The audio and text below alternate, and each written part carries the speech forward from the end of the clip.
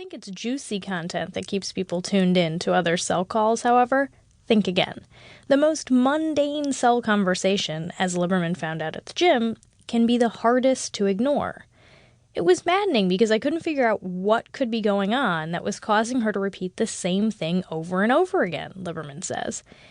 It wasn't in itself very interesting. What was attention-getting was the unexpected fact of repetition. What was the conversational setting that would lead to this?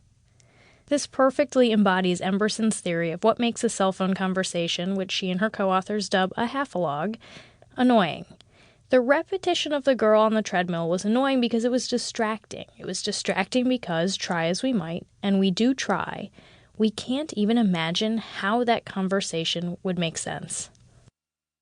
The neighborhoods nearest to the campus of the University of British Columbia at Vancouver are expensive. Too expensive for students, says Emberson, who was a student there and didn't live near campus. She lived a 45-minute bus ride away, which translated to a lot of commuting, which translated to a lot of reading. When Emberson was in college, cell phones were just starting to get popular. She didn't have one, and they annoyed her, especially on the bus. She wanted to read her essays on the philosophy of mind, but she found herself distracted by her busmates' conversations. Being an academic, I couldn't stop at just being irritated, she recalls. I started thinking, why was I irritated? I couldn't tune it out, and I used to think it was because I was nosy. But I actually didn't want to listen. I felt myself forced to, almost. For most people, that's not enough to go and do a study about it. It was for Emberson, though, who's now at Cornell University. She devised a study to test her hypothesis on why cell phone conversations are so irritating. Everyone is annoyed by something. Most of these annoyances have to do with our own personal sensitivities, our neuroses, our upbringings, our points of view, than any objective annoying quality. Other annoyances are so powerful, however, that they transcend race, gender, age, and culture. At the top of this list is that most convenient of modern conveniences, the cell phone, at least when someone else is talking on it. Researchers at the University of York have shown that cell phone chatter is particularly annoying compared to conversations in which listeners can hear both sides. You don't need to have a special sensitivity. It's not a matter of taste. It doesn't have to remind you of something, and it's not an intrinsic feature of the human voice. Cell phone conversations are different.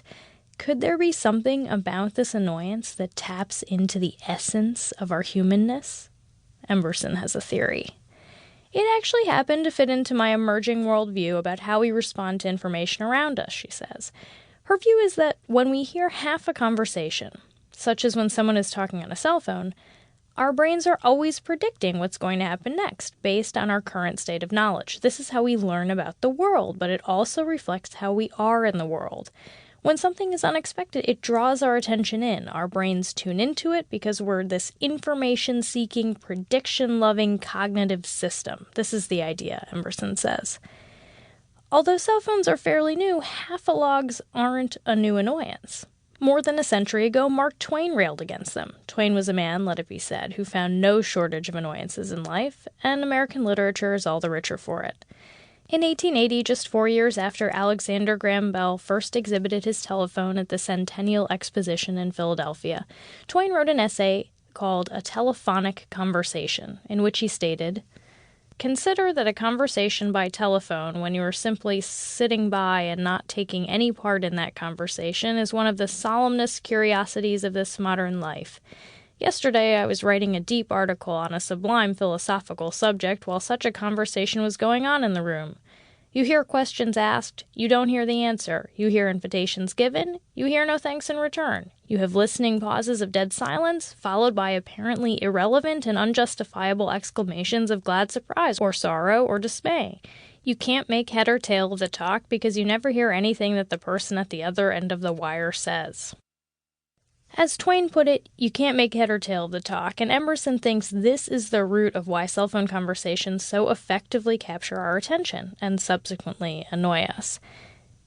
When you hear only half of a conversation, it's hard to predict when the person will start talking again and what that person is going to say when he does open his mouth. Part of the recipe for what makes something annoying seems to be its level of unpredictability. Completely random stimuli we can tune out. We also have an easier time ignoring something that's steady, stable, and routine. But things that have some pattern